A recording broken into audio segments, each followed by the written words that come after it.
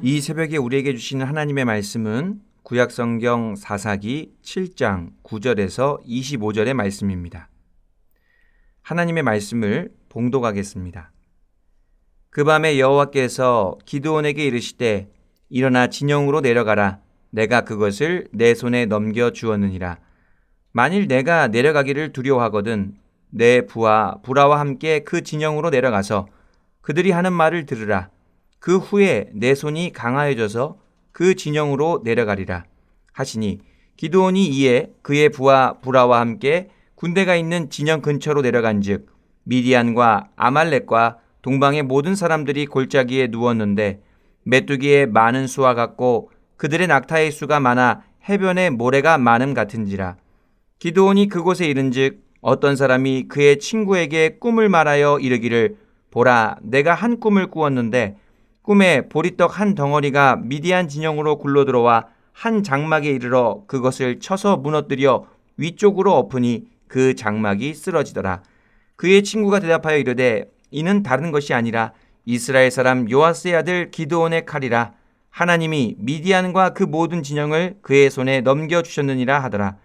기드온이 그 꿈과 해몽하는 말을 듣고 경배하며 이스라엘 진영으로 돌아와 이르되 일어나라, 여호와께서 미디안과 그 모든 진영을 너희 손에 넘겨주셨느니라 하고 300명을 세대로 나누어 각 손에 나팔과 빈 항아리를 들리고 항아리 안에는 횃불을 감추게 하고 그들에게 이르되 너희는 나만 보고 내가 하는 대로 하되 내가 그 진영 근처에 이르러서 내가 하는 대로 너희도 그리하여 나와 나를 따르는 자가 다 나팔을 불거든 너희도 모든 진영 주위에서 나팔을 불며 이르기를 여호와를 위하라, 기드온을 위하라 하라 하니라.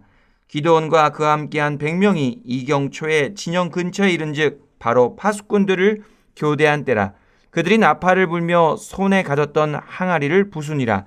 세대가 나팔을 불며 항아리를 부수고 왼손에 횃불을 들고 오른손에 나팔을 들어 불며 외쳐 이르되 여호와와 기드온의 칼이다 하고 각기 제자리에 서서 그 진영을 에워싸매 그 온 진영의 군사들이 뛰고 부르짖으며 도망하였는데 300명이 나팔을 불 때에 여호와께서 그 온 진영에서 친구끼리 칼로 치게 하심으로 적군이 도망하여 스레라의 베시다에 이르고 또 닷밭에 가까운 아벨 무올라의 경계에 이르렀으며 이스라엘 사람들은 납달리와 아셀과 온 므낫세에서부터 부름을 받고 미디안을 추격하였더라. 기드온이 사자들을 보내서 에브라임 온 산지로 두루 다니게 하여 이르기를 내려와서 미디안을 치고 그들을 앞질러 벳바라와 요단강에 이르는 수로를 점령하라 하매 이에 에브라임 사람들이 다 모여 벳바라와 요단강에 이르는 수로를 점령하고 또 미디안의 두 방백 오렙과 스웹을 사로잡아 오렙은 오렙바위에서 죽이고 스웹은 스웹 포도주 틀에서 죽이고 미디안을 추격하였고 오렙과 스웹의 머리를 요단강 건너편에서 기드온에게 가져왔더라. 아멘. 오늘은 진정한 믿음이라는 제목으로 하나님의 말씀을 전하고자 합니다. 기드온은 다양한 평가를 받는 사사입니다. 기드온이 잘 행동한 부분도 많이 있지만 그렇지 못한 부분이 있기 때문일 것입니다. 그래서 주석서마다 기드온을 좋게 평가하기도 하고 반대로 좋지 않게 평가하기도 합니다. 기드온이 다양한 평가를 받는 이유 중 하나는 그가 두려움이 많았기 때문입니다. 성경은 기드온을 소심하고 두려움이 많은 소시민으로 표현하고 있습니다.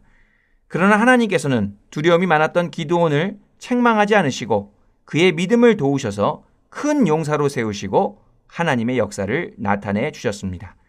하나님께서는 미디안 연합군과의 거룩한 전쟁을 위하여 300명의 용사를 선발하셨습니다. 그리고 그날 밤 기드온에게 말씀하십니다. 9절 말씀입니다. 그 밤에 여호와께서 기드온에게 이르시되 일어나 진영으로 내려가라. 내가 그것을 내 손에 넘겨주었느니라. 하나님께서는 미디안 연합군과의 전쟁을 이미 기드온의 손에 넘겨주셨다고 여러 번 말씀하셨습니다.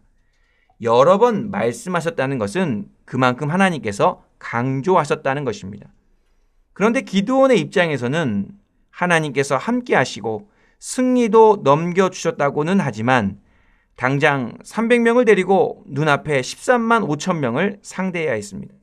기드온은 눈앞에 수많은 적군을 생각할 때에 하나님의 말씀이 잘 믿어지지 않았습니다. 이런 상황 속에서 기드온은 여전히 두려워 떨 수밖에 없었습니다. 하나님의 말씀에도 불구하고 기드온은 두려움과 의심을 온전히 이겨내지 못한 것입니다. 왜냐하면 지금 기드온에게는 하나님의 말씀에 대한 믿음보다는 눈에 보이는 적군에 대한 두려움이 훨씬 더 컸기 때문입니다. 영적으로 볼 때 기드온의 믿음이 두려움과 의심을 이겨내지 못하고 거꾸로 두려움과 의심에게 공격받고 있는 상황입니다. 하나님께서는 기드온의 이러한 상황을 다 아시고 10절, 11절에서 이렇게 말씀하십니다. 10절, 11절입니다. 만일 내가 내려가기를 두려워하거든 내 부하 브라와 함께 그 진영으로 내려가서 그들이 하는 말을 들으라.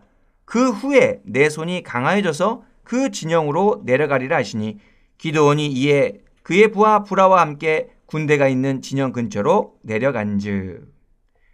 기드온은 두려움과 의심을 온전히 해결하지 못한 채로 부하와 함께 적군의 진영 근처까지 내려갑니다. 기드온이 내려가 보니 미디안 연합군은 예상했던 대로 군사의 수가 메뚜기 떼와 같이 많았고 그들의 낙타의 수는 해변의 모래와 같이 많았습니다.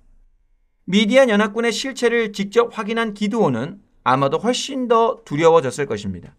그런데 염탐 중에 우연히 미디안 연합군의 군사들이 나누는 이야기를 듣게 됩니다. 한 군사가 자신의 꿈 이야기를 하는데 꿈에 보리떡 한 덩어리가 미디안 진영으로 와서 장막을 쓰러뜨렸다고 합니다. 그랬더니 듣고 있던 반대 사람이 그것은 바로 이스라엘 사람 요아스의 아들 기드온의 칼이다 라고 하면서 하나님께서 미디안 연합군을 그의 손에 넘겨주셨다고 해몽을 합니다. 놀랍게도 기드온은 그들의 꿈과 해몽을 듣고 이제 두려움과 의심에서 완전히 벗어났습니다. 그리고 그는 자신의 손에 미디안 연합군을 넘겨주기로 작정하신 하나님께 경배합니다. 승리에 대한 확신으로 완전히 무장한 기드온은 300 용사들에게 돌아가서 하나님께서 미디안 연합군을 우리 손에 넘겨주셨다고 강하게 선포하며 군사들에게 전쟁을 독려합니다. 불과 몇 시간 전까지만 하더라도 두려움과 의심으로 영적 공격을 받고 있던 기드온이 이제는 자신감이 충만해져서 당장이라도 미디안 연합군을 초토화시킬 것처럼 행동하고 있습니다. 분명히 기드온은 조금 전만 하더라도 영적으로 공격받으며 두려워 떨고 있었습니다. 상황은 바뀐 것이 하나도 없었습니다. 그는 하나님의 말씀을 들었음에도 불구하고 의심하며 겁에 질려 있었습니다. 그런데 그랬던 그가 하나님의 인도하심을 따라 미디안 연합군의 진영으로 갔고 그곳에서 자신이 그토록 듣고 싶었던 이야기를 듣게 되었습니다. 그리고 이제는 하나님의 말씀에 대한 믿음이 굳건해지고 용기 100배에서 300명의 용사들에게 출전을 명하고 있는 것입니다. 여기에 하나님께서 소심하며 두려움이 많았던 기드온을 다루시는 모습이 잘 나타나 있습니다. 하나님께서는 두려워하고 의심했던 기드온을 나무라거나 꾸짖지 않으시고 이해해 주셨습니다. 그리고 하나님께서는 기드온이 두려움과 의심을 극복할 수 있도록 적군의 꿈과 해몽을 듣게 하시고 하나님의 말씀에 대한 확신을 가질 수 있도록 기드온의 믿음을 도우셨습니다. 여기서 우리가 알 수 있는 것은 하나님께서 우리의 두려움과 의심을 이해해 주신다는 것입니다. 하나님께서는 우리가 하나님의 말씀을 듣고도 두려워하거나 의심할 때에 우리를 포기하지 않으시고 우리가 두려움을 극복할 수 있도록 우리의 믿음을 도우시고 붙잡아 주신다는 것입니다. 기드온은 하나님의 말씀을 들을 때마다 한 번에 확신하지 못할 때가 많았습니다. 그래서 처음에 여호와의 사자를 만나서 하나님의 말씀을 들었을 때도 한 번에 확신하지 못하고 자신의 예물을 받아주실 표징을 구하고 나서야 확신했습니다. 미디안 연합군과의 전쟁을 준비하기 전에도 양털을 통하여 2번의 표징을 구한 후에야 또 한 걸음을 뗐습니다.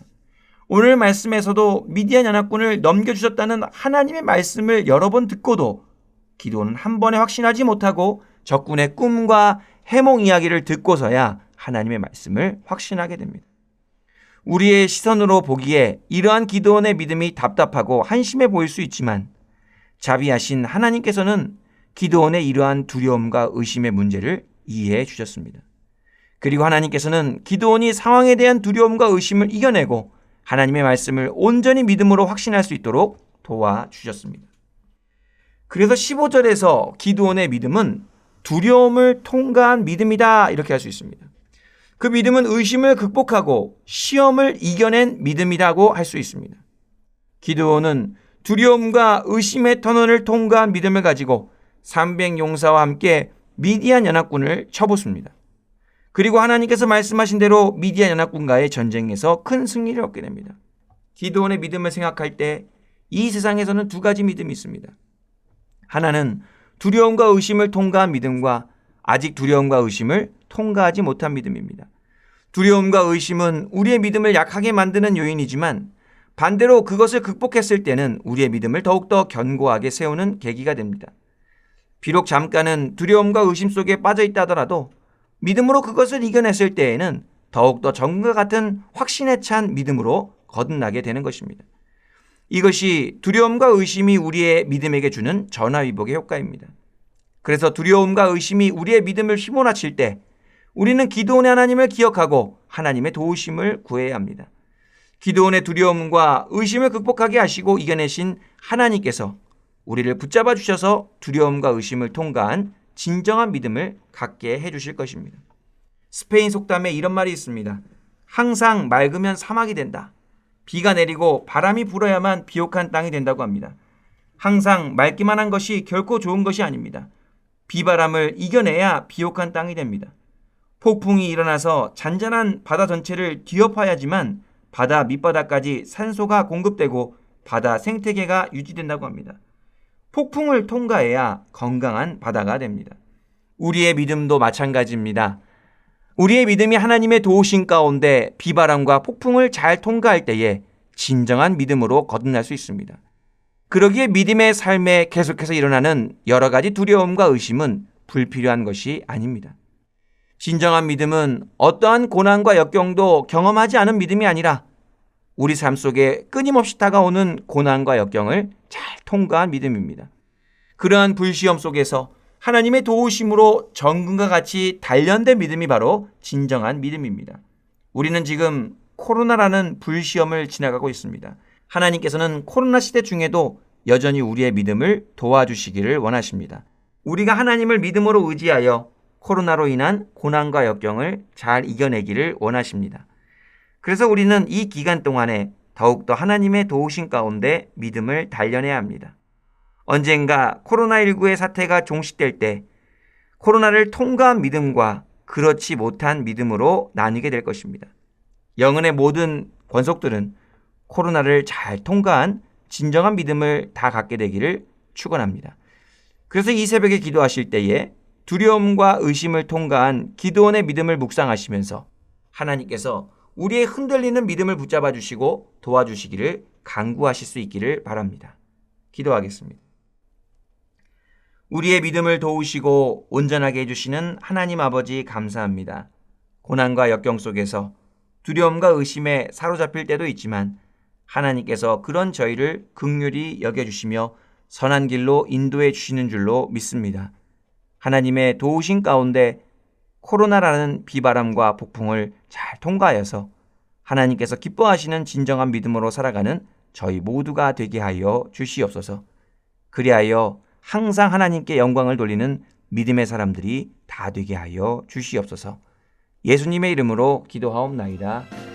생명의 말씀으로 나를 채우사 주의 길에